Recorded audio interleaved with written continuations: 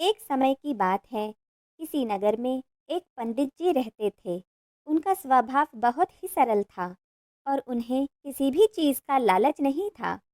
एक दिन पंडित जी सुबह बच्चों को पढ़ाने जा ही रहे थे कि उनकी पत्नी बोली, सुनिए, शाम के खाने के लिए बस एक मुट्ठी चावल ही बचे हैं और कुछ नहीं। पंडित जी बिना कुछ बोले ही चले गए। शाम को जब वे वापस आए तो उनकी पत्नी ने उन्हें खाना परोसा।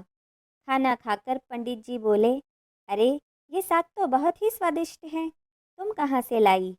इस पर उनकी पत्नी ने कहा, आज सुबह जब मैंने आपसे पूछा कि घर में बस एक मुट्ठी चावल है, तो आपने इमली के पेड़ की तरफ देखा।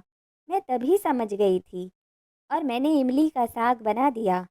यह बात सुनकर पंडित जी बोले कि अब तो हमें भोजन की चिंता करने की कोई ज़रूरत नहीं है।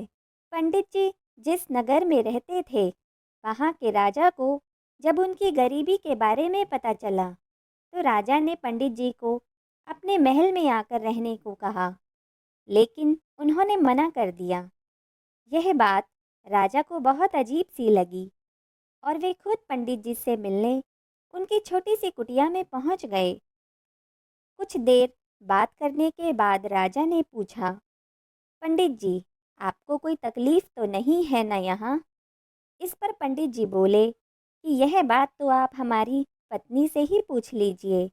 फिर यही बात राजा ने उनकी पत्नी से पूछी तो पंडित जी की पत्नी बोली, नहीं, अभी तो मेरे कपड़े भी नहीं फटे हैं और मटका भी नहीं टूटा है और इमली का पेड़ भी है, इसलिए हम लोगों को कोई परेशानी नहीं है।